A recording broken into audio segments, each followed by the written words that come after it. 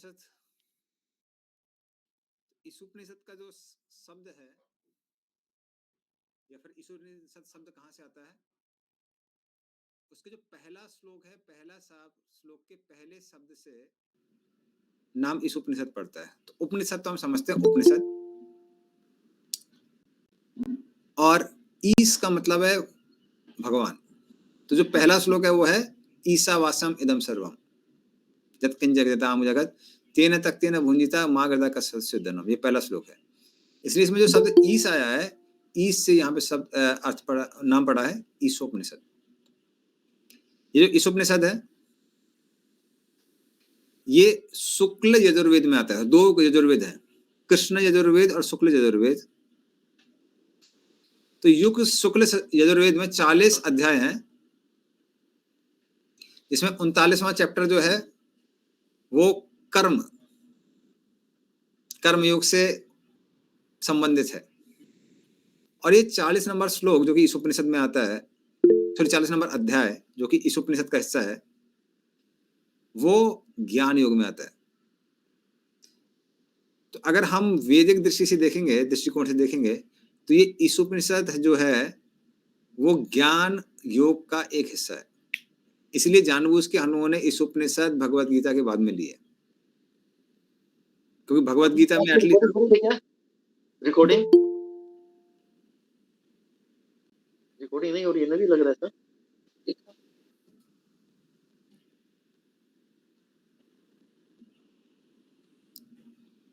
Okay, तो रुकना है, क्या करना है, बोलिए राजकुमार को। प्रभु जी 1 मिनट रुक जाइए, हम रिकॉर्डिंग में जरूरी हम लोग के लिए, हम लोग हो नहीं रही है, पर अमिताभ ने आप लोग को फोन कर दे रहे। हाँ, उन्होंने लिखा ना भी, यस प्रभु जी लिखा है अभी। रिकॉर्डिंग हो रही है माता जी? लिखा हुआ था रिकॉर्डिंग पर। हाँ, रिकॉर्डिंग ऑन बोल रहे हैं, हो रहा है, लिखा हुआ है अभी। ओके, ठीक है। ओके, तो ये जो 40 नंबर ये अध्याय है शुक्ल यजुर्वेद का, जिसको ईशोपनिषद कहते हैं, तो ये ज्ञान योग से संबंधित है। तो उसमें प्रभुपाद ने जो तात्पर्य दिए हैं वो भक्ति में तात्पर्य दिए हैं, किंतु ये असलियत में ये ज्ञान योग से संबंधित है। इसीलिए हम लोग भगवत गीता के बाद में ईशोपनिषद ले रहे हैं, ये मुख्य कारण है। इसमें 18 मंत्र हैं जो परमात्मा, जीव और जीव का जो लक्ष्य है, ध्येय है, इन तीनों के बारे में बताता है। ब्रह्मांड पुराण में ये श्लोक कैसे आए हैं, इनके बारे में वर्णन है, कथा आती है ब्रह्मांड पुराण में। तो स्वयंभू मनु, जैसे हमको पता है कि एक मनवंतर तक राज्य करते हैं, जो कि 71 चतुर्युग के आसपास का होता है, उससे थोड़ा सा ज्यादा। उसके बाद में, क्योंकि वो आदर्श मनुष्य हैं, मनु को मनुष्यों का परम पिता कहा जाता है। तो इस तरह से आदर्श गृहस्थ होने की वजह से वो बाद में आदर्श वानप्रस्थ भी बनते हैं, और आदर्श वानप्रस्थ बनने के बाद वो वन में चले जाते हैं तपस्या करने के लिए। तो जब वो वन में तपस्या कर रहे थे, उस समय कुछ राक्षस वहां पर थे, जिनको कि शिवजी से वरदान प्राप्त था कि कोई भी किसी भी युद्ध में उनको हरा नहीं सकता है, और मनु बहुत शक्तिशाली थे। लेकिन अभी ये राक्षस लोग देखते हैं, अरे भाई मनु तो बिना शस्त्रों के हैं, निशस्त्र हैं, तो हम लोग मनु को खा सकते हैं। तो मनु को खाने के लिए वो लोग आ जाते हैं। जैसे कृष्ण भगवान भी महाभारत के युद्ध में अस्त्र शस्त्र क्यों नहीं उठाते हैं, उसका मुख्य कारण है कि उस समय तक उन्होंने वानप्रस्थ ले लिया था। वानप्रस्थ लेने के बाद में क्षत्रिय लोग अस्त्र शस्त्र नहीं उठाते हैं, वैश्य लोग बिजनेस नहीं करते हैं, शूद्र लोग सेवा नहीं करते हैं। तो इस तरह से वो अस्त्र शस्त्र नहीं उठा रहे थे। लेकिन वो क्या करते हैं, उनके जो पौत्र हैं यज्ञ, उनको याद करते हैं। तो यज्ञ स्वयं भगवान विष्णु के अवतार हैं। तो स्वयंभू मनु के 5 बच्चे थे, आकुहुति, देवहूति, प्रसूति, उत्तानपाद, प्रिव्रत। और आप देखेंगे पांचों के पांचों जो बच्चे हैं उनका वंश बहुत वैभवशाली भी है और प्रशंसनीय भी है। तो हमको पता है देवहूति के पुत्र हुए कपिल देव, जो कि भगवान स्वयं थे। प्रसूति के पति थे दक्ष और दामाद थे शिवजी। उत्तानपाद के पुत्र हुए ध्रुव महाराज, इनको भगवान विष्णु के दर्शन हुए। और प्रियव्रत तो स्वयं अपने भगवान के बहुत बड़े भक्त थे। प्रियव्रत के रथ के चलने के कारण जो भी द्वीप प्रकट होते हैं, जम्बू द्वीप इत्यादि, वो उनकी वजह से प्रकट होते हैं। जब एक जगह सूरज चलता था तो दूसरी तरफ अंधकार रहा करता था, और प्रियव्रत महाराज अपना रथ घुमा के उधर पर प्रकाश किया करते थे। तो बहुत शक्तिशाली राजा रहे और बहुत भगवान के अनन्य भक्त रहे, नारद मुनि के शिष्य। और जो पहली पुत्री थी आकुति, आकुति की शादी हुई है रुचि से, ऋषि रुचि से। तो अपनी पुत्री को ऋषि रुचि को देते समय चांबो मनु ने कहा कि आपसे जो पुत्र होगा उसको हम अपना दत्तक पुत्र बनाएंगे, एडॉप्टेड सन, दत्तक पुत्र। क्योंकि उनको पता था कि भगवान विष्णु स्वयं आने वाले हैं। तो उस तरह से यज्ञ उनके पुत्र के रूप में आते हैं और फिर वो उनको अपना पुत्र बना लेते हैं। घर में वो शंभु मनु घर में रहते हैं और शंभु मनु उनका भरण पोषण करते हैं। और यही भगवान यज्ञ हैं जो कि इंद्र की पदवी भी संभालते हैं उस समय। तो पहले इंद्र रहे शंभु मनु के मनवंतर में। तो जब मनु इस तरह से पुकारते हैं भगवान को, तो भगवान तुरंत प्रकट होते हैं। और ज्यादातर भगवान क्या करते हैं, जो देवताओं ने जो वरदान दिए हुए हैं उसकी देखरेख करते हैं।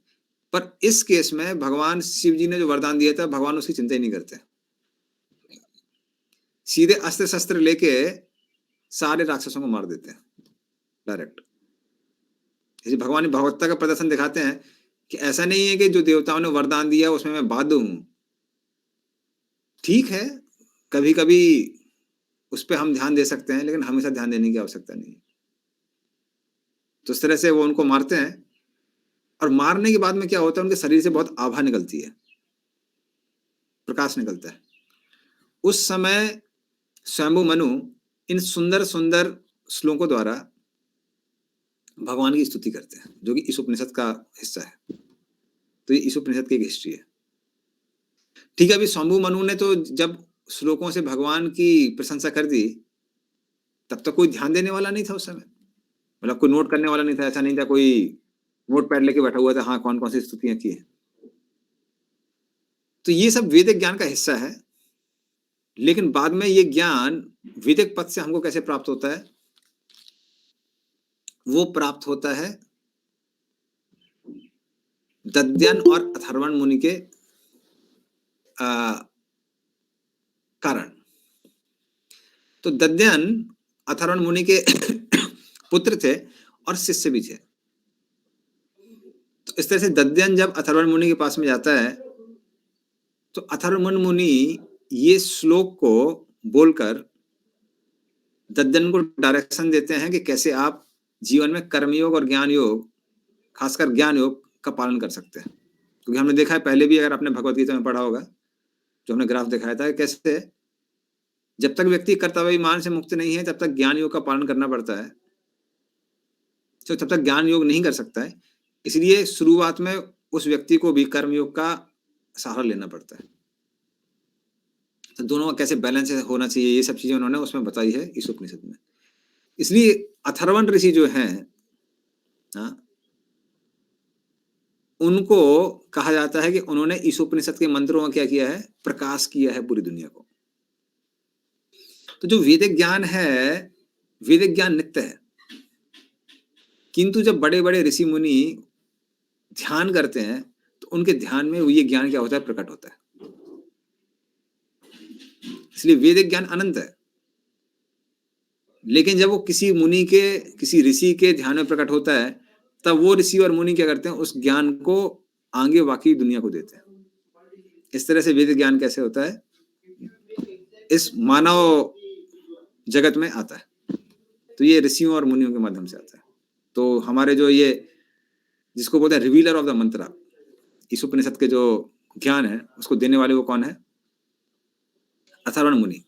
अथर्वण मुनि दद्दन को बताते हैं और फिर वो परंपरा में धीरे धीरे करके नीचे आता है। तो इस तरह से ईशोपनिषद की ये हिस्ट्री है। और फिर हम लोग उसी हिस्ट्री के बाद आगे चलते हैं। तो हम लोग थोड़ा सा वेदों के बारे में भी सीखेंगे कि ये वेद में ये आता कैसे है। तो वेद जो शब्द आता है वो आता है वित्त से आता है। कृष्ण बोलते हैं एवं यो वेत्ति तत्वतः त्यक्ता देहं पुनर्जन्म नैति मामेति सो अर्जुन वेत्ति। तो वित्त का मतलब है उसके बारे में जानना, उसका एहसास करना, उसको बोलते हैं वित्त। तो वित्त से शब्द आता है वेद। वेद्यति धर्मम ब्रह्म च वेदः, वो शास्त्र जो आपको धर्म और ब्रह्म के बारे में बताते हैं। धर्म मतलब इस संसार में कैसे धर्म का पालन करना है, किस संसार में ऐसे कैसे जीना है, और ब्रह्म अर्थात उस आध्यात्मिक जगत में कैसे प्रवेश करना है, इस संसार में कैसे रहना है और उस संसार में कैसे प्रवेश करना है। इन दोनों चीजों के बारे में जो बताता है उसको, उन शास्त्रों को वेद कहा जाता है। ठीक है। तो संसार का भी ज्ञान है, परलोक का भी ज्ञान है वेदों के अंदर, दोनों ज्ञान है। अभी वेदों का निर्माण कैसे होता है? वेदों का निर्माण होता है मंत्रों से। तो अलग अलग मंत्र होते हैं और ये सारे जो मंत्र हैं ये अलग अलग छंदों में गाए जाते हैं। इनको मीटर कहते हैं इंग्लिश में, छंद। तो इस तरह सबसे जो छोटी चीज होती है वो है मंत्र। मंत्र को छंदों में गाया जाता है और जब मंत्रों को जब हम छंदों में गाते हैं, जैसे भगवत गीता जो हमारी वो अनुष्टुप छंद में आती है, रामायण अनुष्टुप छंद में आती है। अनुष्टुप छंद एक बहुत पॉपुलर मीटर है। दूसरे छंद होते हैं, उनका जो कलेक्शन है उसको बोलते हैं सूक्त। उसी तरह से सूक्तों का जो समूह बनता है उसको बोलते हैं संहिता। तो इस तरह से ये वेदों के कैसे मंत्रों से सूक्त बनते हैं, सूक्त से संहिता बनती है। वेदों को कभी कभी प्रस्थान त्रय भी कहा जाता है। तो 3 तरह के प्रस्थान है, श्रुति प्रस्थान, न्याय प्रस्थान और स्मृति प्रस्थान। श्रुति प्रस्थान कौन से हैं? श्रुति प्रस्थान वो हैं जो सीधे सीधे भगवान नारायण से आ रहे हैं, इनका कोई रचयिता नहीं है, ये भगवान नारायण से सीधे आते हैं, उनको श्रुति कहते हैं। तो श्रुति प्रस्थान इनको बचा के रखने के लिए, क्योंकि भगवान नारायण से स्वयं आ रहे हैं, ऋषि मुनियों ने जो पद्धति बनाई हुई थी, ऐसी बनाई हुई थी कि लोग उसको सीधा भी पढ़ते थे विद्यार्थी और उल्टा भी याद किया करते थे, आगे से पीछे, पीछे से आगे, ताकि एक भी शब्द कहीं यहाँ वहां गड़बड़ ना हो जाए। क्योंकि पहले तो लोग लिखते नहीं थे, लोग सबके सब श्रुतिधर हुआ करते थे। श्रुतिधर का मतलब क्या है? एक बार सुन लिया तो याद हो जाया करता था। कलयुग में लोग सुनते हैं, फिर पढ़ते हैं, फिर रिवाइज करते हैं और एग्जाम का पेपर आता तो भूल जाते हैं। कभी कभी एग्जाम पेपर खत्म होने के बाद याद आ जाता है, लेकिन पॉइंट है कि भूल जाते हैं, बहुत मंद संबंध मत हो, इसलिए लिखने की आवश्यकता पड़ती है। आजकल लिखना भी काफी नहीं है, तो फिर लोग बोलते हैं प्रभु जी कौन लिखेगा, इतना मेहनत करेगा, तो फिर वो सीधे सीधे PDF ले लेते हैं, तो वो भी नहीं लिखा जाता है। लेकिन पहले लोग सुन लिया करते थे, लेकिन आप सुन के बोल रहे हैं उसमें गलती होने की संभावना रहती है, इसी वजह से लोग उसको सीधा और उल्टा याद किया करते थे। श्रुति प्रस्थान। दूसरा है न्याय प्रस्थान। न्याय का मतलब एक हिसाब से देखा जाए इंग्लिश में तो है लॉजिक, तर्क। तो श्रुति में जैसे कि उपनिषद भी है, जैसे हमारा ईशोपनिषद भी श्रुति का ही हिस्सा है। उपनिषद में अभी हम देखेंगे आगे श्रुति प्रस्थान में क्या क्या आता है, अगली स्लाइड में देखेंगे। तो उनके भावार्थ को समझने के लिए हमको कुछ न्याय का तरीका चाहिए, लॉजिक का। क्योंकि अगर लॉजिक का कोई नियम नहीं है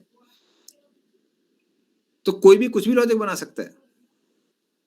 इसलिए कलयुग में लोग इतने मूर्ख हैं, कुछ भी बोलते रहते हैं, आपस में बहस चलती रहती है। जैसे कुछ सालों पहले जब गवर्नमेंट ने गोवध पे प्रतिबंध लगाया था,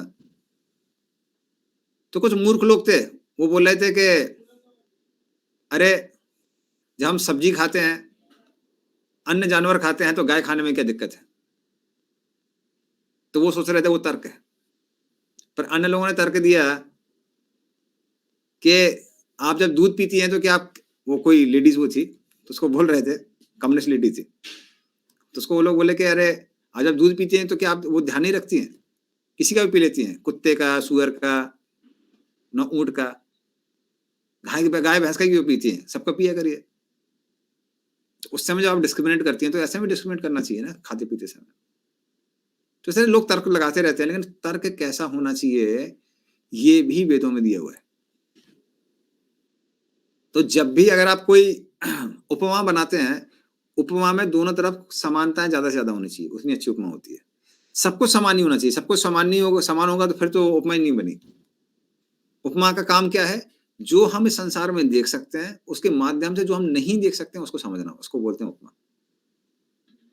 जैसे हम सूर्य को देख सकते हैं लेकिन कृष्ण को नहीं देख सकते, तो फिर हमारी उपमा थी कि जैसे सूर्य उदय होता है, कृष्ण का भी उदय होता है, सूर्य पैदा नहीं होता है, कृष्ण भी पैदा नहीं होते हैं, सिर्फ उदय होता है, सूर्य का अस्त होता है तो कृष्ण। तो इस तरह से हम लोग उपमा बनाते हैं, जो हम देख सकते हैं उसके माध्यम से हम जो नहीं देख सकते उसको समझने का प्रयास करते हैं। तो इस तरह से उपमाएं इत्यादि बहुत सारे अलग अलग न्याय दिए जाते हैं, और हमारे आचार्य लोगों ने भी इन न्यायों का बहुत प्रयोग किया है। जैसा कि एक न्याय है जिसको बोलते हैं तंडुल वृश्चिक न्याय। तंडुल मतलब होता है आपका चावल, और वृश्चिक मतलब होता है बिच्छू। तो अगर आपने चावल का ढेर लगाया हुआ है, उसमें से बिच्छू निकलता है, कई लोग कुछ गांव के लोग हैं वो बोलते हैं अरे बाप रे, चावल से बिच्छू पैदा होता है, हमको पता नहीं था। अरे जब आप चावल इकट्ठा कर रहे थे तो उसमें कुछ बिच्छू के अंडे चले गए थे, जिससे क्या निकल रहा है, बिच्छू निकल रहा है। तो उसके माध्यम से समझाते हैं कैसे जीवन से ही जीवन आता है, निर्जीव चीज से जीवन नहीं आ सकता। तो इसको बोलते हैं तंडुल वृश्चिक न्याय। उसी तरह से अजगल स्तन न्याय होता है। अज मतलब होता है बकरी, और गल मतलब होता है गला। उसे गले में कभी कभी ऐसा लगता है जैसे कुछ स्तन है, लेकिन आप उनको कितना भी दबाइए दूध नहीं निकलेगा। जो उसके असली स्तन है वहीं से बकरी का दूध निकलेगा। तो उसी तरीके से हमारे आचार्य लोग बताते हैं कैसे आप भक्ति छोड़ के कर्म ज्ञान ये सब करते रहिए, अगर भगवान की भक्ति नहीं है तो आध्यात्मिक उन्नति नहीं होगी। तो इस तरह से अलग अलग न्याय होते हैं, इनको न्याय कहा जाता है। तो ये होते सब किस में आते हैं, ये न्याय प्रस्थान में आते हैं कि कैसे उपनिषदों में अलग अलग लॉजिक लगा के उनकी मीनिंग निकाली जा रही है। तो उपनिषद पे आप ऐसा ऐसा बोल सकते हैं कमेंट्री इस टाइप की हैं, वो सब है। हमें आगे देखेंगे, उदाहरण देखेंगे तो और समझ में आएगा। तो जिसमें उपनिषदों का प्रयोग किया गया है जिन शास्त्रों में, और फिर न्याय के माध्यम से उनको समझाया गया है, तो इसको बोलते हैं न्याय प्रस्थान। और तीसरा है स्मृति प्रस्थान। स्मृति प्रस्थान क्या है, वेदों के वो हिस्से हैं जो अलग अलग ऋषियों ने जो साक्षात्कार किया है, उनको वो अलग अलग लीलाओं के माध्यम से समझाने का प्रयास करते हैं। जैसे एक उदाहरण आता है उसका है महाभारत। तो महाभारत में जो भी युद्ध हुआ और आपस में चर्चा हुई, उसके माध्यम से व्यासदेव समझाते हैं कि अलग अलग स्तर के धर्म क्या है, किस समय कौन से धर्म का पालन करना चाहिए। तो इसलिए वो किस में आता है, स्मृति प्रस्थान में आता है। अभी जो ये है मायावादी लोग, वो कहते हैं हम सिर्फ श्रुति मानते हैं, हम न्याय और स्मृति नहीं मानते हैं, क्योंकि ये तो लोगों ने दिए हुए हैं, ये ऋषि लोगों ने दिए हुए हैं, उनमें गलतियां हो सकती हैं, श्रुति मात्र भगवान नारायण से आ रही है, हम उस पर विश्वास करते हैं। वो लोग ऐसा बोलते हैं। लेकिन क्योंकि भगवान नारायण ने व्यासदेव के रूप में स्वयं उसको लिखा हुआ है, हमारे आचार्य लोग बोलते हैं नहीं, आप स्मृति प्रस्थान और न्याय प्रस्थान को भी आप अलग नहीं कर सकते हैं। आप ये नहीं बोल सकते हम सिर्फ श्रुति प्रस्थान पे ध्यान करते हैं, उस पर विश्वास करते हैं। क्योंकि अगर ये आलतू फालतू होता है, जिसके अंदर दोष होता, तो व्यासदेव उसको लिखते ही क्यों? वो भगवान के अवतार हैं, व्यासदेव साधारण व्यक्ति नहीं है। तो इस तरह से हमारे आचार्य लोग तीनों प्रस्थानों पर क्या करते हैं, विश्वास करते हैं। हरे कृष्णा प्रभु जी। हाँ बोलिए। प्रभु फिर तो वे लोग ये गीता को भी नहीं मानना चाहिए, क्योंकि वो भी तो व्यासदेव जी ने सुना और फिर उनको लिखा। हाँ तो वो महाभारत का एक हिस्सा है, लेकिन क्योंकि शंकराचार्य ने उसको उपनिषद की श्रेणी में रखा है, इसलिए वो कहते हैं कि हम इसको मान लेते हैं, क्योंकि कृष्ण ने स्वयं बोली हुई है, नारायण के मुंह से निकली है, और शंकराचार्य ने बोला है कि सर्वोपनिषद होगा वो दुग्धालोपान गोपाल वंदना, तो इसलिए वो लोग मान लेते हैं, अन्यथा चीजों को, बाकी चीजों को नहीं मानते। अब महाभारत बोलेंगे, भागवतम को भी बोलते हैं, नहीं हम नहीं मानते, नहीं मानते वो। ओके ठीक है, और कोई प्रश्न है इस पे? नहीं तो हम लोग आगे चलते हैं। ठीक है, लगता है और प्रश्न नहीं है। तो प्रभु ये क्या केवल व्यासदेव जी का ही द्वारा सब है वे, और भी कोई ऋषि, जैसे आपने लिखा बताया कि अलग अलग ऋषियों ने इससे समझा और अलग अलग माध्यम से इसको समझाया, तो केवल व्यासदेव उसके कंपाइलर हैं, रचयिता। मतलब ऐसा नहीं व्यासदेव ने ही सारे शास्त्र लिखे हैं, व्यासदेव ने उनको कंपाइल किया है। कंपाइल मतलब जैसे हम लोग, जैसे ये ना, ये बुक्स हैं आपकी भक्ति वृक्ष की जो बुक्स है, तो 5 बुक्स में मैंने कंपाइलेशन किया हुआ है, कंपाइलेशन की सेवा 5 में की है, जो कि 5 बुक्स है भक्ति वृक्ष की। लेकिन मैंने उसको लिखा नहीं है। मैंने क्या किया है, प्रभुपाद की बुक्स ले लेके उसमें से चीजों को एक सिलेबस बना के उसके हिसाब से अरेंज करके रखा हुआ है, इसको कंपाइलेशन कहते हैं, वो व्यासदेव ने किया। जैसे प्रभुपाद ने अलग अलग आचार्यों की टिप्पणी पढ़ करके फिर उसको प्रभुपाद ने स्वयं वो भी दिए हैं, उसमें तात्पर्य भी दिए हैं, लेकिन व्यासदेव ने उसको लिखने का काम किया है। मेन चीज है, वेद सर्वव्यापी थे, मतलब पूरा ज्ञान सब जगह था। ऐसा नहीं था कि ज्ञान को कहीं किसी कैटेगरी में डाला गया। लेकिन व्यासदेव ने क्या किया है, 4 वेद बनाए, फिर हम आगे देखेंगे पूरा का पूरा उन्होंने उपनिषद, अरण्यक इत्यादि ये सब बनाए, ब्रह्म इत्यादि, और फिर उनको डिवाइड किया अलग अलग चीजों में, जिससे समझना तो क्या होता है, थोड़ा सा आसान हो जाता है। जैसे प्रभुपाद के बहुत सारे लेक्चर हैं, लेकिन अगर आप भक्ति वृक्ष की बुक्स देखेंगे, उसमें भी हम लोगों ने प्रभुपाद की बुक से और लेक्चर से ट्रांसक्रिप्शन लिखा हुआ है। लेकिन जब आप उसको सिलेबस वाइज लिख देते हैं, तो कल लोग के जो लोग हैं कम बुद्धि वाले हैं, उनको समझने के लिए आसान हो जाता है। ठीक है, ओके प्रभु जी वेद जैसे क्लाउड की तरह है और ऋषि लोग डाउनलोड किए जो नेसेसरी लगा। मतलब एकदम मॉडर्न टर्मिनोलॉजी। ओके, राजकुमार किशोर प्रभु जी फोटो को थोड़ा ग्रुप में डाल दीजिएगा। हाँ ओके, डाल दूंगा। अभी नहीं डालना है ना, बाद में डाल देता हूँ क्लास के बाद। तो अभी आगे चलते हैं हम लोग। तो जैसा कि मैंने बताया कि जो स्मृति शास्त्र हैं उनको लोग सुन के याद करके ऋषि लोगों ने आगे बताया है, तो उस तरह से पुराण, पंचरात्र इत्यादि ये सब स्मृति शास्त्र में आते हैं। फिर ये अभी मैं सिर्फ डेफिनेशन बता रहा हूँ, ये सारी चीजें अभी हम लोग और डिटेल में जाएंगे। उसी तरह संहिता होती है जो धर्म, अर्थ और काम के बारे में बताती है, ये कि वेदों का बहुत बड़ा हिस्सा है। और जो लोग देवताओं की पूजा करते हैं वो उनको पढ़ते हैं। फिर अरण्यक है जो मोक्ष के बारे में बताते हैं। उपनिषद भक्ति इत्यादि के बारे में बताते हैं वो, लेकिन जैसे इस उपनिषद ज्ञान शास्त्र है तो ज्ञान के बारे में बताते हैं ना। तो जैसे हमने बताया, कुछ लोग बोलते हैं श्रुति ज्यादा इंपॉर्टेंट है, लेकिन हमारे आचार्य लोग बोलते हैं नहीं, तीनों। अभी प्रभुपाद को अगर हम देखेंगे,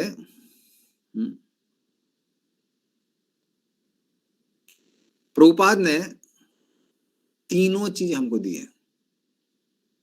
ओके, तो न्याय शास्त्र का हमने उदाहरण नहीं दिया था, वो यहां दिया हुआ है, वो है वेदांत सूत्र। तो व्यासदेव ने सारे के सारे वेदों को लिखने के बाद उनका सार किसमें लिखा? वेदांत सूत्र में लिखा, और उसी पे जो कमेंट्री है वो है श्रीमद् भागवतम।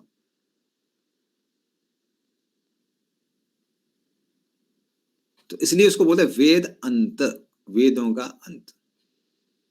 और हर संप्रदाय में वेदांत सूत्र लिखे गए हैं, वेदांत सूत्रों की व्याख्या की गई है। जैसे कि रामानुचार्य ने जो व्याख्या की है उसमें पहला श्लोक ही है जो अथा तो ब्रह्म जिज्ञासा, उसकी कमेंट्री 100 पेज की है, लगभग 80-100 पेज की, इतनी लंबी कमेंट्री करी है। तो हमारे गौड़ीय वैष्णवों में किसने कमेंट्री की है, क्या कमेंट्री है वेदांत सूत्र की और किसने की है? बलदेव विद्याभूषण। गोविंद भाष्य। गोविंद भाष्य, बिल्कुल, उन्होंने गोविंद भाष्य लिखा है, बलदेव विद्याभूषण। तो ये हमारी कमेंट्री है। और प्रभुपाद को हम देखेंगे, प्रभुपाद ने श्रुति, स्मृति और न्याय तीनों चीजें हमें दी हैं ताकि इस्कॉन एक ऑथेंटिक संस्था हो वेदों के माध्यम से या वेदों के दृष्टिकोण से। तो श्रुति क्या है? इस उपनिषद श्रुति में आता है, ठीक है ना? थोड़ा सा स्पेलिंग मिस्टेक है कहीं कहीं। तो इस उपनिषद किस में आता है? श्रुति, क्योंकि ये उपनिषद है, उपनिषद श्रुति में आता है। हरे कृष्णा प्रभु जी, कुछ हाँ बोलिए। अच्छा प्रभु, जैसे आपने कहा कि संहिता ग्लोरीफाई द डेमीगॉड्स, तो प्रभु जी जैसे जो ब्रह्म संहिता है, तो ये भी क्या, ये तो भगवान के बारे में बताती है? हाँ देखिए, ये इन जनरल है, ये जो डेफिनेशन है ना, हाँ। तो जैसे मैंने इवन उपनिषद के बारे में बताया कि उपनिषद भक्ति के बारे में बताते हैं, पर इस उपनिषद तो ज्ञान शास्त्र है, तो ये इन जनरल डेफिनेशन है। और आप देखेंगे ब्रह्म संहिता में भी बहुत सारे देवताओं की पोजीशन बताई गई है। हाँ। सूर्य कौन है, गणेश कौन है। इसलिए प्रभुपाद कई बार बोलते थे कि अगर मान लीजिए आप देवी देवताओं के मंदिर में जाते हैं तो ठीक है, मंदिर में जा रहे हैं तो प्रणाम कीजिए, और जो ब्रह्म संहिता के मंत्र हैं उनसे आप उनको प्रार्थना कर सकते हैं। जैसे चक्षुर एक सकला, हाँ बोलिए, क्या कोई बोला था? गर्ग संहिता में भी तो भगवान के बारे में ही बताया हुआ है। गर्ग संहिता, गर्ग चक्षुगेश सविता सकल गहनम राजा समस्त सुमुक्ति अशेष तेज यश आज्ञा विभ्रति समृति काल चक्र गोविंदमादि पुरुषम तम। तो इसमें सूर्य देव के बारे में बताया है, तो इस तरह से अलग अलग देवताओं के बारे में बताया हुआ है। अरे ना प्रभु, हम लोग लेकिन बहुत सेलेक्टेड वर्क्स इसमें से, मतलब जो बुक्स में हम लोग ये करते हैं, तो उसका क्या रीजन है प्रभु? बाकी वर्क्स क्या मतलब ये नहीं है इतने? नहीं, सब इम्पोर्टेंट है, पर वो मीटर में नहीं आता, इसलिए भक्त लोग नहीं पढ़ते हैं उसको कई बार। अच्छा, मेरे को उसमें से भी कुछ श्लोक याद है कर्णिकारम महातंत्रम सतकोरम, तो वो सब है मंत्र। एनीवे, उसमें हम लोग उसका मतलब सारे श्लोकों का विथ मीनिंग ये है क्या? कोई बुक क्या कोई ब्रह्म बुक है संहिता में जिसमें सारे श्लोक हैं, ब्रह्म संहिता में सारे श्लोक हैं विथ मीनिंग? हाँ विथ मीनिंग है, भरपूर भी है ना। भक्ति सरस्वती का बुक है, ओके, उनका भी कमेंट्री है, जीव गोस्वामी की भी कमेंट्री है ब्रह्म संहिता में, ठीक है, ठीक। ओके। तो ब्रह्म संहिता हम इस उपनिषद में आते हैं। तो श्रुति, तो प्रभुपाद ने श्रुति दी है इस उपनिषद के रूप में, स्मृति दी है भगवद गीता, जो कि स्मृति शास्त्र में आती है क्योंकि महाभारत का हिस्सा है। और न्याय प्रस्थान प्रभुपाद ने दिया है श्रीमद् भागवतम, क्योंकि श्रीमद् भागवतम वेदांत सूत्र पे कमेंट्री है, किसके द्वारा? व्यास देव के द्वारा ही। तो इस तरह से प्रभुपाद ने तीनों चीजें हमको दी हैं इस्कॉन में, श्रुति प्रस्थान, स्मृति प्रस्थान, न्याय प्रस्थान, तीनों दिए। ओके, आगे चलते हैं हम लोग। तो ये वेदों का पूरा ज्ञान है। तो बेसिकली इसको दो हिस्सों में डिवाइड किया गया है, श्रुति स्मृति। क्योंकि जो आपका न्याय प्रस्थान है वो यहाँ पे आ जाता है, वेदांत। आप नीचे देखेंगे, ये दिख रहा है, ये वेदांत है, तो ये न्याय प्रस्थान है।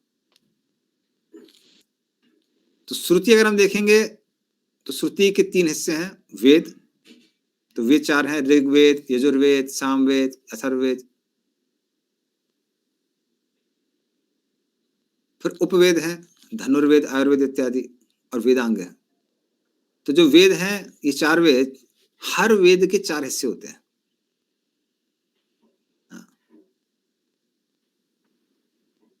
तो संहिता में मंत्र दिए होते हैं, ब्राह्मणास में अलग अलग विधि विधान के मंत्र दिए होते हैं, रिचुअल्स के।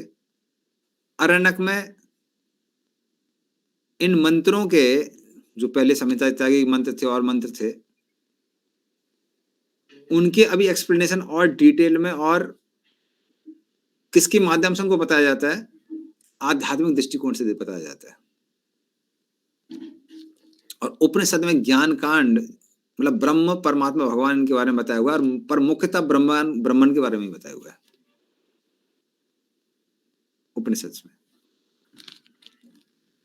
तो ये 4 हिस्से हैं। जनरली ब्रह्मचारी लोग अध्ययन करते हैं संहिता का, मंत्रों का उच्चारण करते हैं। ऐसा नहीं कि हम नहीं बोल रहे सब यही करते हैं, वो और भी करते हैं, पर इन जनरल बोल रहा हूं मैं। सुबह सुबह स्टूडेंट लोग उठते हैं, मंत्रों का उच्चारण करते हैं, संहिता का उच्चारण करते हैं। गृहस्थ लोग ब्राह्मणों का पढ़ के उसके हिसाब से रिचुअल सीखते हैं, क्योंकि गृहस्थों के जीवन में रिचुअल्स बहुत सारे होते हैं। वानप्रस्थ लोग अरण्यक का अध्ययन करते हैं और सन्यासी लोग उपनिषद का करते हैं। लेकिन ऐसा नहीं है कुछ सीमित किया गया कि इनको इतना ही पढ़ना है, कोई ज्यादा भी पढ़ सकता है, पर उनके गाइडेंस के लिए अलग अलग चीजें बनाई गई है। तो ये 4 हो गए। फिर इस दुनिया में अगर जीना है तो हमको और भी आर्ट्स चाहिए। शरीर को कैसे ठीक करना है वो आयुर्वेद में बताया गया, आयुर्वेद शास्त्र है। युद्ध करने की कला धनुर्वेद में बताई गई है। विमान शास्त्र में बताया गया है कि कैसे आप प्लेन्स में यहां वहां घूम सकते हैं। उस तरह से अलग अलग चीजें बताई गई हैं उपवेद में। फिर वेद अंग है जिसमें कल्प है, रिचुअल की डिटेल है, न्यास कैसे करते हैं, ये कैसे करते हैं, वो कैसे करते हैं, ये सब बताया गया है। फिर शिक्षा, शिक्षा मतलब वेदों के मंत्रों का उच्चारण कैसे करना है, ये शिक्षा में बताया गया है। व्याकरण, ग्रामर है आपकी।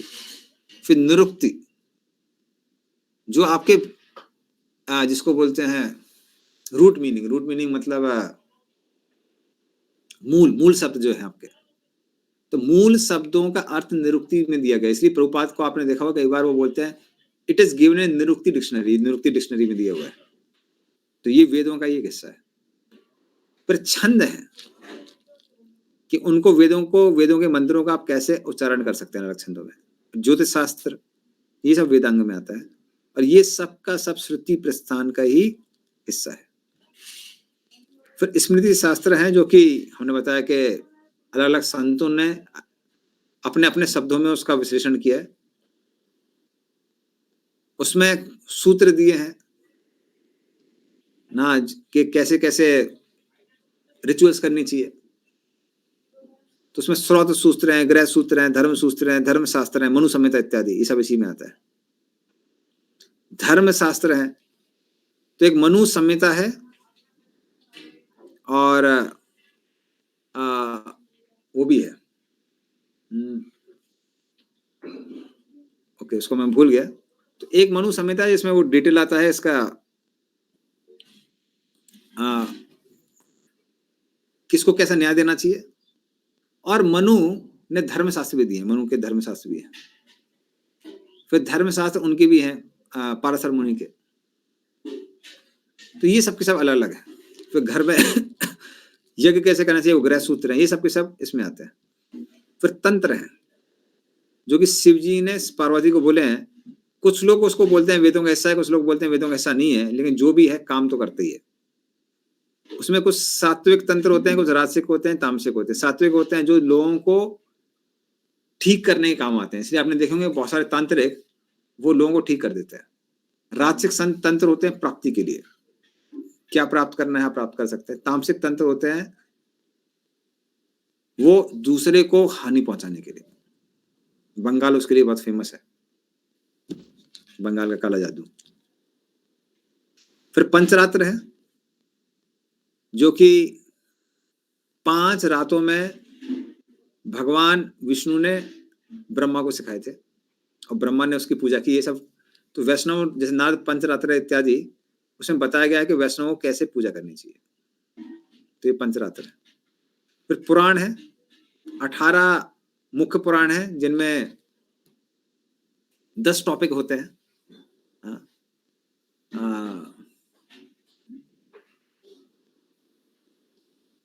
तो वो कौन सा श्लोक था? निरोध मुक्त रास्ता पहला था। एनीवे वो बोले तो उसमें 10 टॉपिक होते हैं, तो ये पुराण में आते हैं। तो जो हमारी श्रीमद् भागवतम है वो उसमें आती है। और 18 पुराण में भी 6 पुराण किसमें, सत्वगुण में, 6 रजोगुण में है, 6 तमोगुण में। तो ये पुराण है, और जिसमें 10 से कम टॉपिक होते हैं। अत्र सर्ग विसर्गोसा स्थानम पोषणम उतया मनवंतर ईशानुगता निरोधो मुक्तिराश्रया, ये 10 टॉपिक इसके अंदर होते हैं। तो ये आते हैं आपके पूर्ण पुराण में। फिर उप पुराण भी होती हैं जिनमें कम टॉपिक है, तो उसमें भी 6 सत्वगुण में है, 6 रजोगुण में है, 6 तमोगुण में। ये पुराण हो गई। फिर है इतिहास, जैसे रामायण इत्यादि आती है इतिहास में। इतिहास मतलब जो पहले हुआ है, और एक ही व्यक्ति का डिटेल बहुत दिया जाता है। जैसे भागवतम आप देखेंगे ये 10 टॉपिक आते हैं, तो कुर्म अवतार, वराह अवतार, सबकी कथा आती है। लेकिन रामायण जो है, रामायण भगवान राम पे ही केंद्रित है। उसमें थोड़ा यहाँ वहां चले जाते हैं, पर भगवान राम के बारे में बहुत डिटेल दिया हुआ है। तो ये सबका सब किसमें आता है, ये इतिहास में आता है, भगवान राम का इतिहास। फिर है षड दर्शन, 6 दर्शन, जिसमें से 5 हैं वो पूर्ण रूप से आस्तिक नहीं माने जाते हैं, क्योंकि वो कंप्लीट नहीं है। जो वेदांत सूत्र है व्यासदेव ने दिया है, ये पूर्ण रूप से आस्तिक है। और व्यासदेव क्या करते हैं वेदांत सूत्र में, इन 5 को उनकी क्या क्या कमियां हैं और क्या क्या खूबियां हैं उसको वो प्रकाशित करते हैं। इसलिए जो लोग बोलते कि हम नास्तिक हैं, वो भी कहीं ना कहीं इन 5 श्रेणियों में आते हैं। तो वेद इस तरह से छत्र की तरह है, एक अम्ब्रेला, छत्र की तरह है, जहां पर हर किसी के लिए जगह है। तो कोई बोलता है मैं नास्तिक हूं, ठीक है, आप कितने भी बड़े नास्तिक हों, लेकिन ये 5 जो फिलॉसफी दी हुई है उनसे बड़े नास्तिक नहीं हो सकते। जैसे कनाड ऋषि की जो वैशिका न्याय, वैशिका सूत्र है उन्होंने लिखा हुआ है, वो आजकल जो आपकी स्टोरी ऑफ एटम्स है, थ्योरी ऑफ एटम्स, जो साइंटिस्ट लोग रचते हैं जिसको, उससे ज्यादा गहरी है। इनको आप फिर भी पराजित कर सकते हैं साइंटिस्ट को, पर वैशिका को पराजित करना बहुत मुश्किल है। व्यासदेव ने पराजित किया। तो इसलिए ये 6 दर्शन है। तो ये सब के सब वेदों का एक हिस्सा है। ओके, किसी को कोई प्रश्न है इस पूरे डिटेल में?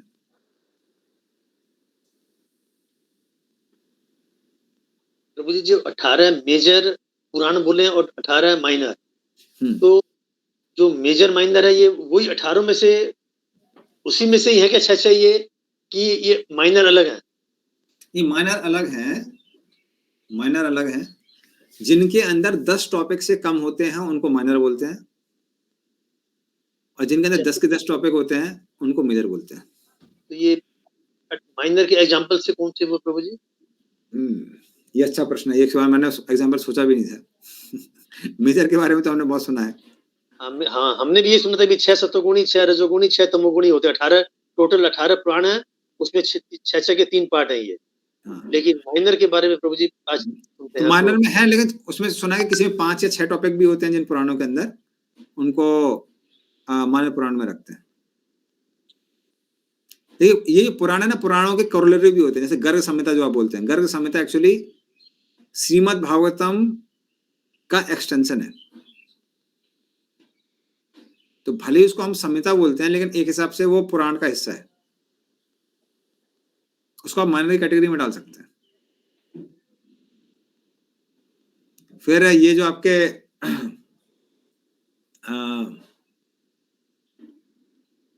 हाँ, ये जो है हरिवंश, तो हरिवंश भी ऐसी है। तो हरिवंश पुराण है, हरिवंश पुराण को बोल सकते हैं माइनर पुराण। तो वो मेजर पुरानी कैटेगरी नहीं आ सकती। चलो, कम से कम एक उदाहरण याद आ गया हमको। तो गरुड़ पुराण किसमें आता है वो? गरुड़ पुराण, गरुड़ पुराण आपका मेजर पुराण में आता है। ये आपका सप्तगुणी पुराण है, गरुड़ पुराण। गरुड़ पुराण, फिर जो ये है हमारा श्रीमद् भागवतम, ये सब सप्तगुणी पुराण है। विष्णु पुराण, ये सप्तगुणी पुराण है। प्रभु लेकिन अग्नि पुराण, अग्नि पुराण आपका उसमें आता है, रजोगुण में आता है। शिव पुराण है, लिंग पुराण है, ये सब तमोगुण में आ जाते हैं। ठीक है। प्रभु जो हरिवंश पुराण है, लेकिन उसमें तो बहुत डिटेल में भगवान के पूरा वंश और ये सब का वर्णन किया हुआ है, और फिर पूरा उसमें भी पूरा वर्णन है प्रभु भगवान का। हाँ, लेकिन 10 टॉपिक लीला नहीं है का। उसके अंदर, 10 टॉपिक्स नहीं है। जो बोला ना, सर्ग विसर्ग, अत्र सर्गो विसर्ग स्थाना पूषणा मूर्तिया मनवंतरी छानुगता निरोधो मुक्तिराश्रय, ये 10 के 10 उसमें नहीं है।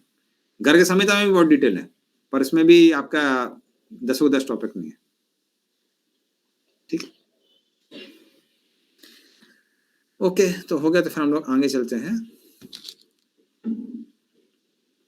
अब उपनिषद देखते हैं हम कि उपनिषद क्या है।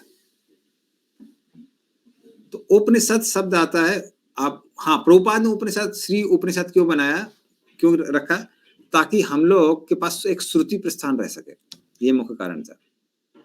क्योंकि कई लोग हैं, खासकर जो मायावादी हैं, वो बोल सकते हैं कि हम ना ही हम आपके स्मृति पे विश्वास करते हैं, भागवतम पे, कम से कम शंकराचार्य के फॉलोअर बोलते हैं हम भगवत गीता पे विश्वास करते हैं, लेकिन कुछ लोग इतने कट्टर रहेंगे, बोले हम भगवत गीता पे विश्वास नहीं करते। तो उनके लिए प्रभुपाद ने क्या लिया, इस उपनिषद लिखी हुई है कि भाई आप इस पे तो नहीं बोल सकते, आप इस पे विश्वास नहीं करते। तो जैसे आप बोलेंगे इस उपनिषद पे विश्वास करते हैं, तो भक्त लोग उनके साथ में वाद विवाद कर सकते हैं। तो इसलिए प्रभुपाद ने इस उपनिषद लिखी है ताकि हमारी मूवमेंट ऑथेंटिक हो सके, और कोई भी आए तो हम बता सकते हैं हम उपनिषद जानते हैं। इसलिए खासकर जो लोग वेदों के बड़े बड़े ज्ञाता आते थे प्रभुपाद के पास में, तो प्रभुपाद अपने शिष्यों को बोलते थे कि देखो इनको सब आता है, और जनरली बोलते थे आप उपनिषद से, इस उपनिषद से मंत्र बोलना चालू करिए। तो यमुना माता जी अपने बारे में बताती हैं, उनको 5 मंत्र ही याद थे, तो उन्होंने बोलना चालू किया, पहला, दूसरा, तीसरा, चौथा, 5वां। फिर उनको डर लग रहा था कि अभी पोल खुल जाएगी, अभी तो और तो आता नहीं है।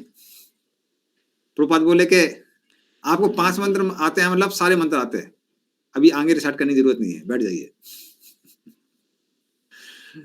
तो इस तरह से उपनिषद, तो इसलिए उपनिषद लिखा।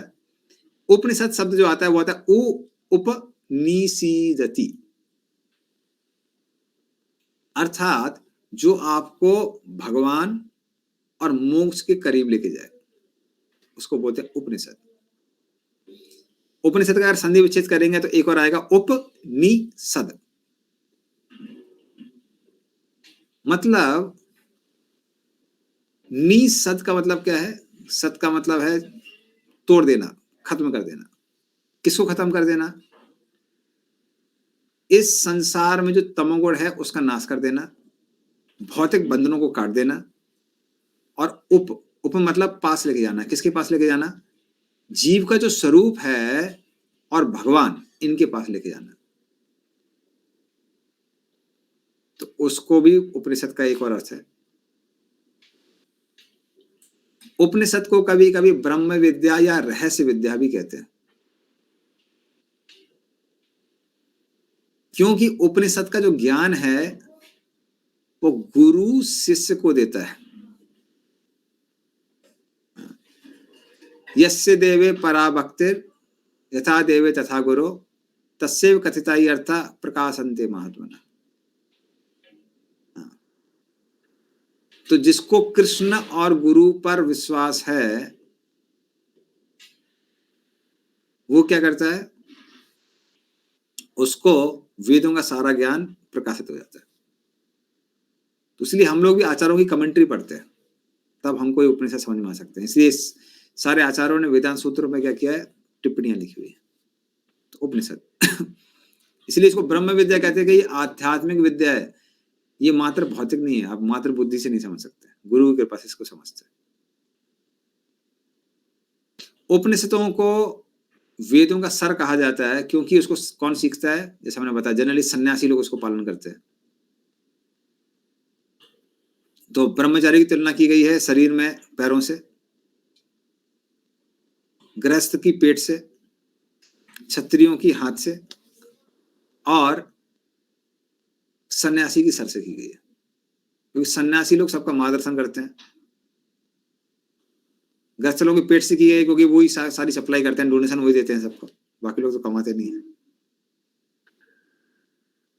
और वानप्रस्थ हैं, वो रक्षा करते हैं। कैसे रक्षा करते हैं? वो गाइडेंस देते हैं समाज को, मतलब बहुत प्रैक्टिकल टर्म्स में। तो खासकर जो हाँ बड़े बुजुर्ग रहते हैं जिन घरों में, तो वो लोग गाइडेंस देते हैं। और ब्रह्मचारी को पैर कहा गया, क्योंकि कोई सन्यासी है, कोई भी धार्मिक काम करना है, ब्रह्मचारी यहाँ से वहां भागते रहते हैं। तो सेवा के लिए जाने जाते हैं ब्रह्मचारी। तो उस तरह से इसीलिए उपनिषद को भी क्या कहा जाता है? वेदों का सर कहा जाता है। और जैसा कि हमने बताया, तो इस तरह से ईशोपनिषद का शब्द आता है। ईश उपनिषद, उपनिषद है जिसका पहला मंत्र ईश से चालू होता है, ईशावास्यम इदं सर्वम, तो वो हो गया ईश उपनिषद।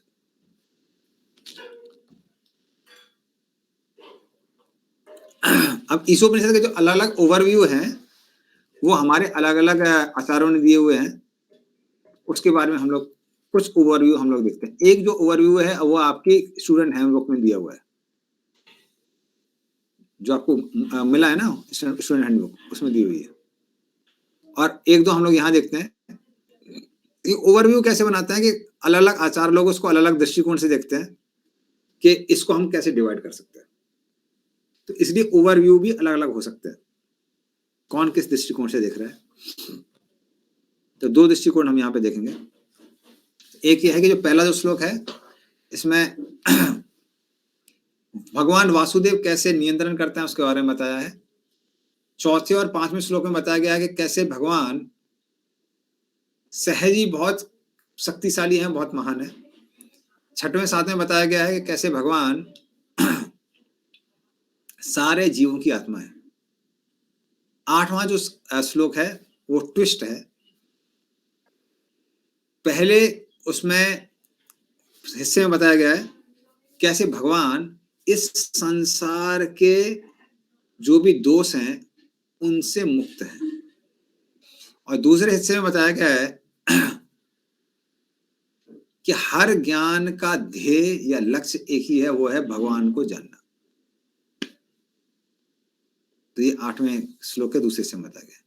11वें श्लोक में बताया गया है कैसे भगवान सबको कर्मों के अनुसार उनको वरदान देते हैं, या फिर श्राप देते हैं, या फिर दंड देते हैं, जो भी देते हैं।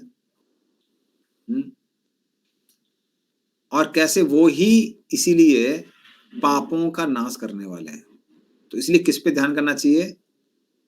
भगवान पे ध्यान करना चाहिए, क्योंकि वो पापों का नाश करने वाले हैं। बल्कि जो लोग पापों से मुक्त हैं, मुक्त पुरुष हैं, वो भी भगवान पे ध्यान करते हैं, इसलिए भगवान पे ध्यान करना चाहिए।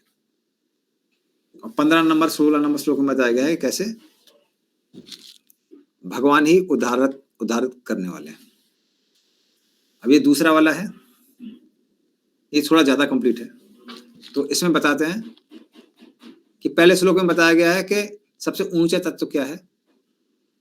पहले दूसरे श्लोक में बताया गया है मेजर थीम ईशोपनिषद की, कि कैसे ज्ञान और कर्म एक साथ करना चाहिए। तीसरे से 8वें श्लोक में बताया गया है ज्ञान के बारे में, भगवान के ज्ञान के बारे में, और उस ज्ञान का परिणाम क्या है, कि भगवान का ज्ञान कितना महत्वपूर्ण है और उसका परिणाम क्या होता है अगर हम उस ज्ञान को प्राप्त करते हैं। 8वें नंबर श्लोक में जीव और भगवान में भेद को बहुत स्पष्ट रूप से बताया हुआ है। 9 से 14 में इस ज्ञान को हम कैसे प्रैक्टिस कर सकते हैं और उस प्रैक्टिस का गोल क्या है। मतलब अभी तक संबंध ज्ञान चल रहा था, अभी अविधेय ज्ञान और प्रयोजन ज्ञान, इन दोनों के बारे में बताते हैं 9 से 14 में। 15 से 18 में अलग अलग प्रार्थनाएं दी गई हैं जिसके द्वारा व्यक्ति भगवान की पूजा कर सकता है। आपको ज्ञान तो मिल गया, लेकिन बिना भगवान की कृपा के मोक्ष प्राप्त नहीं हो सकता। कैसे प्राप्त कर सकते हैं? 15 से 18 में बताया हुआ है। ठीक है, तो ये सेकंड ओवरव्यू है। और एक ओवरव्यू हमने जैसे बताया आपके हैंडबुक में ऑलरेडी दिया हुआ है। तो ग्रुप वर्क हम लोग नहीं करेंगे, हम लोग क्या करेंगे, सीधे सीधे आप लोगों से प्रश्न पूछेंगे, जो कि आपके इसमें दिया हुआ है, इस उपनिषद के इंट्रोडक्शन में दिया हुआ है। ये क्योंकि बहुत आसान है, सारे भक्त लोग उसको बहुत बार पढ़ चुके हैं, इसलिए हम सिर्फ आपसे प्रश्न पूछेंगे और आपको उसको उत्तर देना है। 4 कौन कौन से दोष किसी भी जीव के अंदर होते हैं? हाँ बोलिए। त्रुटि करना, भ्रमित होना, त्रुटि अपूर्ण इंद्रियां, धोखा देना, धोखा देने की प्रभु। तो ये चारों के 4 जीव के अंदर हैं।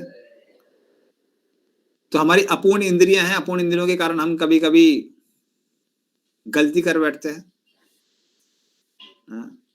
उसकी वजह से भ्रम में पड़ जाते हैं। अपूर्ण इंद्रियों के कारण भ्रम में पड़ जाते हैं, भ्रम के कारण हम लोग गलतियां कर बैठते हैं, और फिर गलतियों को छुपाने के लिए हम लोग क्या करते हैं? धोखा देते हैं। तो ये चारों की चारों चीजें जीव के अंदर पाई जाती है। ये प्रभुपाद ने इंट्रोडक्शन में बताया। क्यों प्रभुपाद ये सब चीजें बता रहे हैं? तो ये बताने के लिए कैसे वेदों का जो ज्ञान है वो साधारण जो ज्ञान है उससे परे है। कई बार क्यों स्पेसिफिकली बताया गया है? कई बार कुछ लोग क्या बोलते हैं, अरे सब कुछ तो ज्ञान है, जो हम लोग कॉलेज में पढ़ रहे हैं, स्कूल में पढ़ रहे हैं, यूनिवर्सिटी में, ये भी तो ज्ञान है। नहीं, इस ज्ञान में और वैदिक ज्ञान में जमीन आसमान का अंतर है। इसलिए आप इनको वेद नहीं कह सकते हैं जो आप स्कूल और यूनिवर्सिटी में पढ़ रहे हैं। स्कूल यूनिवर्सिटी में आपका अलग अलग एडिशन आता रहता है, मतलब पुराने एडिशन में गड़बड़ थी, अब हम ठीक कर रहे हैं। और कोई भी ये नहीं बोल सकता है अब आगे का एडिशन नहीं आएगा, क्योंकि हो सकता है आप अभी भी गलती कर रहे हो जिसको गलती को और ठीक किया जाएगा। लेकिन वेदों का भी सेकंड एडिशन नहीं आता है। आपने देखेंगे अथर्ववेदा एडिशन 2, भगवत गीता एडिशन 2 नहीं, क्योंकि जो भगवान बोल के गए हैं उसमें कोई गलती हो ही नहीं सकती। तो 4 ये चारों का कोई उदाहरण दे सकता है कि हम लोग कैसे, हम लोग भी इन 4 त्रुटियों के कारण प्रभावित हैं।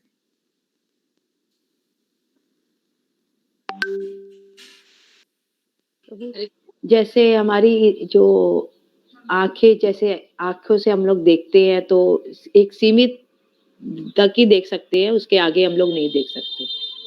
ये है अपूर्ण इंद्रियां। और भ्रम मतलब अपने आप को हम लोग शरीर मानते हैं। आप आंखों का एक उदाहरण दे दीजिए जिससे समझ में आएगा कैसे आंखें भी हमको भ्रमित करती हैं।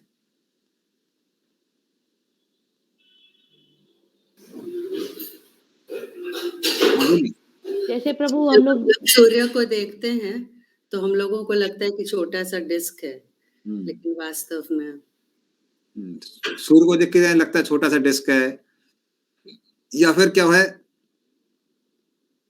हम लोग को क्या दिखता है? मृग तृष्णा दिखती है, मिराज, तो वो भी आंखों का धोखा है। उसकी वजह से क्या होता है? हम लोग किसमें पड़ जाते हैं? भ्रम में पड़ जाते हैं। वो पानी में लकड़ी देने से, पानी में लकड़ी रखने से टेढ़ा लगता है, पर टेढ़ी नहीं है, तो भ्रम हो जाता है। और कभी कभी भ्रम को छुपाने के लिए हम लोग क्या करते हैं? झूठ बोलते हैं, मिसरिप्रेजेंटेशन करते हैं। ये अच्छा उदाहरण हो गया। 3 वैसे 10 प्रमाण हैं वेदों के, लेकिन हमारे आचार्य लोग बोलते हैं उनको भी अगर आप कंसाइज करें तो 3 प्रमाण ही बचते हैं। वैसे महाभारत में 10 प्रमाण दिए हुए हैं, लेकिन 3 प्रमाण ही बचते हैं। ये 3 प्रमाण कौन कौन से हैं? प्रत्यक्ष प्रमाण, और ये प्रत्यक्ष प्रमाण हो गया, और एक शब्द प्रमाण हो गया, और एक अनुमान प्रमाण। अनुभव प्रमाण। प्रत्यक्ष प्रमाण कौन सा है? जैसे प्रभु जी हम लोग जैसे सूर्य को देख रहे हैं, कि सूर्य को देख रहे हैं कि हम लोग दूर से देखने में सूर्य लग रहा है कि एक छोटा सा गोला है, लेकिन वास्तव में ये सूर्य छोटा सा गोला नहीं है, इसका बहुत बड़ा आकार है, ये बहुत बड़ा है। तो हम लोग प्रत्यक्ष देखकर भी इसको सही नहीं समझ पा रहे हैं। ठीक है, आपने दोनों उदाहरण कर दिए। सेकंड क्वेश्चन था कि कौन सा सही है, आपने पहले बता दिया क्या गलत है। तो प्रत्यक्ष प्रमाण, जो हम लोग आंखों से, जो इंद्रियों से डायरेक्टली देखते हैं, उसको प्रत्यक्ष प्रमाण कहते हैं। अनुमान प्रमाण क्या है? डार्विन की थ्योरी पूरा अनुमान प्रमाण है प्रभु जी। पता नहीं बाकी लोगों को डार्विन थ्योरी पता नहीं है, इस्कॉन के सारे भक्तों को पता है। प्रभुपाद ने गाली दी है डार्विन को कि सबको पता है डार्विन थ्योरी। और अनुमान का मतलब अनुमान लगाना। हम लोग सोचते हैं ना ऐसा यहाँ हुआ है वैसा वहां हुआ तो शायद ऐसा हुआ होगा, उसको बोलते हैं अनुमान प्रमाण। और तीसरा कौन सा है? शब्द प्रमाण। उसका उदाहरण क्या है? जो ये हम लोग श्रुति जैसे ये सुन करके जो ये मतलब भागवत गीता और इसका जो ज्ञान हम लोग प्राप्त कर रहे हैं, ये शब्द है, सब वेद। तो वेदों का सारा ज्ञान शब्द प्रमाण कहलाता है। ठीक है, फिर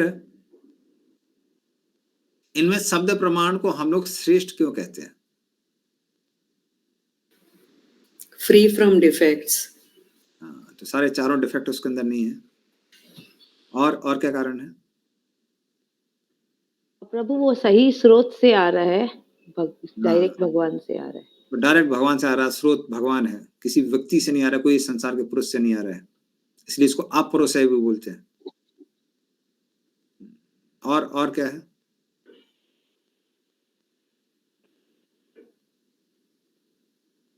मदर के साथ कंपेयर किया जाता है वेदों को।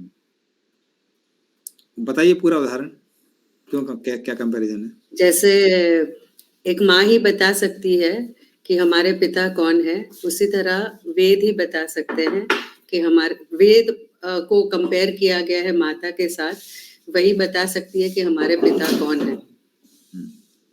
इस तरह से जैसे माता से पूछेंगे बता देगी कौन पिता है, उस तरह से वेद हमको बताते हैं कि परम पिता भगवान कौन है। ठीक है, तो इस तरह से वैदिक अथॉरिटी को हम लोग एक्सेप्ट करते हैं। तो क्या प्रत्यक्ष प्रमाण और अनुमान प्रमाण एकदम बेकार है? सब्जेक्ट टू है प्रभु जी। सब्जेक्ट टू मतलब रिलेटिवली ट्रूथ कहता है वो। हाँ, पूर्ण सत्य नहीं है। और हम लोग जब शास्त्र के चक्षु के से देखते हैं, अपने सेंसेस से और अपने इंटेलिजेंस से, तो सही देख पाते हैं। उस तरह से जब शब्द प्रमाण पर आधार लेके अगर हम प्रत्यक्ष और अनुमान का भी इस्तेमाल करते हैं तो प्रत्यक्ष और अनुमान भी शुद्ध हो जाते हैं, क्योंकि साधारणता तो चीजें हम लोग प्रत्यक्ष और अनुमान से देखते हैं। तो जब हम शब्द को सुनते हैं, उसके माध्यम से संसार को देखते हैं, तो साक्षात्कार प्राप्त होता है। तो शब्द प्रमाण को जब हम प्रत्यक्ष प्रमाण और अनुमान प्रमाण से मैच करते हैं, तब उसको साक्षात्कार कहते हैं। इसलिए वेदों पे ऐसा नहीं है कि हम लोग अंधविश्वास है। जो वेदों में लिखा हुआ है, जब हम उसको प्रैक्टिस करते हैं, प्रैक्टिस करके हम देखते हैं, साक्षात्कार करते हैं कि जो वेदों में दिया है वो सही है, तब हमको समझ में आता है कि हाँ, हमारा वेदों में विश्वास और भी बढ़ जाता है। प्रभु इसको एक तरह से विज्ञान भी बोल सकते हैं ना? इसको एक तरह से विज्ञान भी बोल सकते हैं। हाँ, उसी को विज्ञान बोलते हैं, मतलब साक्षात्कार। जैसे वेदों में दिया हुआ है कि अगर आप मल को छूते हैं तो स्नान करना चाहिए, अपने मल को भी छूते हैं तो स्नान करना चाहिए, इसलिए हम लोग मल त्यागने के बाद स्नान करते हैं। लेकिन गाय का जो गोबर है उसको बोलते हैं शुद्ध है। तो शुरुआत में जब अंग्रेज लोग भारत में आए, उनको ये समझ में नहीं आ रहा था। उन्होंने देखा अरे बाप रे ना, ये लोग, मान लीजिए आप किसी देश में जाते हैं, वहां पे लोग कुत्ते के मल को घर में लगाते हैं, उसमें खाना पकाते हैं, आप वहां रह सकते हैं क्या? क्या मतलब, खाना पकाना तो एकदम हद हो गई। अब जब लोग ब्रिटिशर लोग भारत में आए थे, उनको तो पता नहीं था कि गोबर शुद्ध है, उनका एक्सपीरियंस भी वैसी था। लेकिन बाद में रिसर्च करके पता चला कि भले ही मल खराब है, लेकिन जो गाय का गोबर होता है वो उसमें एंटीसेप्टिक प्रॉपर्टी है। तो गाय, जहां भी आप गाय का गोबर लगाइए, सारा वातावरण कैसा हो जाता है? शुद्ध हो जाता है। तो रिसेंट जो रिसर्च है, कुछ सालों पहले, जो कुछ दशकों पहले जो रिसर्च हुई है, उसमें पाया गया कि शुद्ध करने वाला है गोबर। अभी जो गवर्नमेंट पेंट भी बना रही है गोबर का, और हमारे यहाँ तो पहले से गोबर का पेंट आ रहा है। गोबर में गेरू को मिला के लोग घर में लगाया करते थे। उसी तरह से वेदों में दिया हुआ है कि हड्डी को नहीं छूना चाहिए, हड्डी अपवित्र है। लेकिन जो शंख है वो भी हड्डी है जानवर की, उसको हम लोग अपने पूजा घर में रखते हैं। तो इस तरह से जब हम शब्द को प्रत्यक्ष और अनुमान के माध्यम से देखते हैं तो पता चलता है क्या है, साक्षात्कार होता है। तो इस तरह से प्रत्यक्ष और अनुमान बेकार नहीं है, लेकिन शब्द के को उसके माध्यम से देखते हैं तो साक्षात्कार प्राप्त होता है। लेकिन सिर्फ प्रत्यक्ष और अनुमान के माध्यम से ही ज्ञान को प्राप्त करना, उसमें गलतियां हो सकती हैं, त्रुटियां हो सकती हैं। तो ये दोनों भेद हमको समझ में आना चाहिए कि प्रत्यक्ष अनुमान बेकार नहीं है, लेकिन वो शब्द का उनका क्या होना चाहिए, बेसिस होना चाहिए। तो फिर वो ठीक है। ओके, तो इसलिए हम लोग और वैदिक अथॉरिटी को हम क्यों मानते हैं, क्योंकि हम लोग देख भी सकते हैं कि पहले से जो वेदों में लिया हुआ है वो सब सही है। जैसे हमारा श्रीमद् भागवतम तृतीय स्कंद में भ्रूण कौन से महीने में कितना डेवलप होता है ये सब दिया हुआ है। हमारे कुछ रिलेटिव्स हैं गायनेकोलॉजिस्ट, काफी प्रसिद्ध गायनेकोलॉजिस्ट हैं। उनको हमने पूछा था, बोले कि वो लोग 1970s में पास हुए थे, 1970-80s में, 70 के दशकों में पास हुए थे। तो बोले कि उस समय भी उनके पास इलेक्ट्रॉनिक माइक्रोस्कोप थे, लेकिन सेल का स्ट्रक्चर भी उनके पास नहीं आया था। भ्रूण का अंदर क्या होता है क्या नहीं होता कुछ पता नहीं था लोगों को। उस समय प्रभुपाद ने तात्पर्य लिखे थे 1970 में, आप समझ सकते हैं।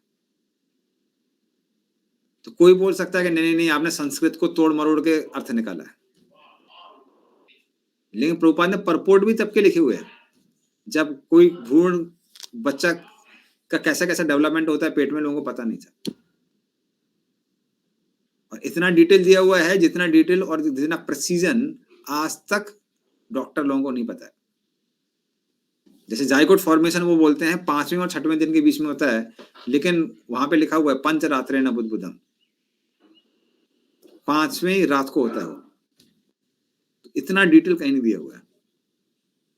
तो इस तरह से हम वेद शास्त्रों को पढ़ के समझ सकते हैं कि वो चीजें जो हमको पहले से पता है आजकल लोग उसको पता करने का प्रयास कर रहे हैं। तो इससे हमारा और विश्वास है। ऐसे बहुत सारे उदाहरण हमारे पास, जैसे पौधों में जीवन होता है, जेसी बोस ने बाद में पता किया, कोई और बोलता है किसी और ने पता किया, लेकिन पता है अभी सबको, हमारे शास्त्रों में बहुत पहले से दिया हुआ है। तो कल मम्मी के गए थे तो वहां पे मेरा भाई बोल रहा था कि नासा के जो साइंटिस्ट है उन्होंने भव सागर की खोज की है। तो हम हंसने लगे, हम बोले पूरा ब्रह्मांड तो भव सागर। तो बोले उन लोगों ने भव सागर की खोज की है। हाँ, हम लोग उसी के अंदर है, खोजना क्या है, सब जगह भवसागर ही है। एनीवे, तो पॉइंट हम क्या बोल रहे हैं, इस तरह से हमको वेदों पे हमारा और विश्वास बढ़ता है जब हम शब्द को प्रत्यक्ष और अनुमान के माध्यम से देखते हैं। तो हम लोग हमारा जो इन्वोकेशन मंत्र है ओम पूर्णमद पूर्णमिदम, उसको हम लोग चालू करेंगे नेक्स्ट क्लास में। प्रभु जी, अनुमान प्रमाण में भी फिर क्या ये ज्योतिष शास्त्र आता है क्या? नहीं, ज्योतिष शास्त्र भी शब्द प्रमाण है ना। अच्छा, लेकिन हाँ, ज्योतिष शास्त्र का जो एक्सपीरियंस है उसमें आप अनुमान प्रमाण का प्रयोग करते हैं, क्योंकि देखिए वेद शास्त्रों को भी समझने के लिए तो उसके सब प्रमाण की हेल्प से उसका ये होता है, प्रेडिक्शन जो होता है, रियलाइजेशंस होता है। देखिए साधारणता भी जब हम शास्त्रों को समझने का प्रयास करते हैं अपनी बुद्धि का प्रयोग तो करते ही करते हैं। इसलिए कई बार लोग बोलते हैं कि अरे भाई आप जो समझ रहे हैं वो 100% सही है कि नहीं है। ठीक है, हमारे साइड से गलती हो सकती है, लेकिन कम से कम सोर्स में तो कोई गलती नहीं है ना। अभी जो मॉडर्न विज्ञान है उसमें तो सोर्स में ही गलती है, हमारा कम से कम सोर्स में गलती नहीं है, हमारी समझ में गलती हो सकती है।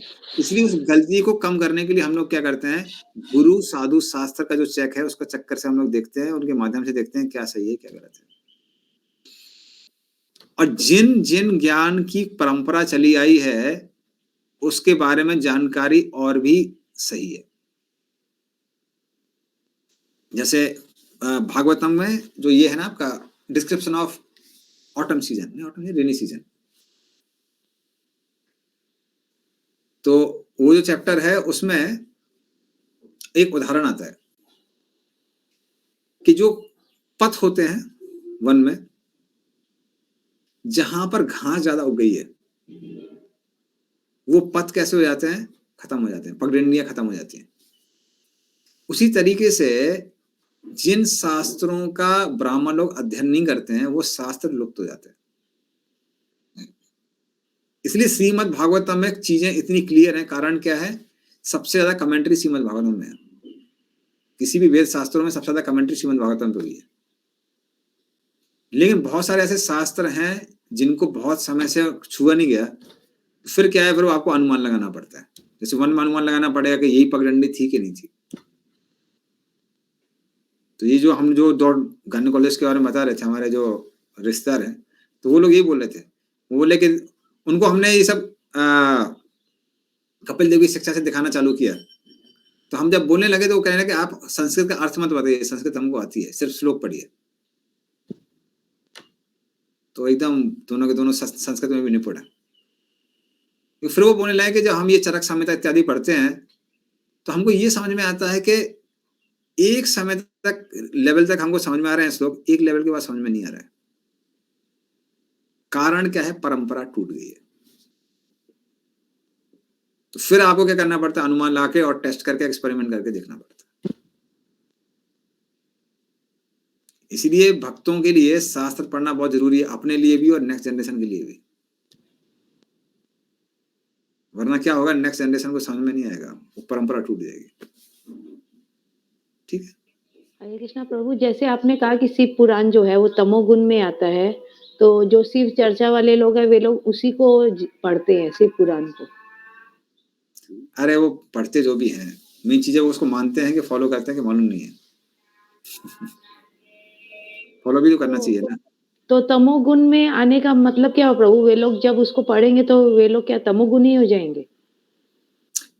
जो तमोगुण में है वो उसकी ओर आकर्षित होगा और उसको पढ़ के धीरे धीरे रजोगुण में आएगा, उसकी वृद्धि होगी। ठीक है। ओके, ऑलरेडी 8:30 हो गए, तो अभी हम लोग को विराम देते हैं। श्री उपनिषद की हम लोग को धन्यवाद देते हुए एक बार हरे कृष्ण महामंत्र का जप करते हैं। हरे कृष्णा हरे कृष्णा कृष्णा कृष्णा हरे हरे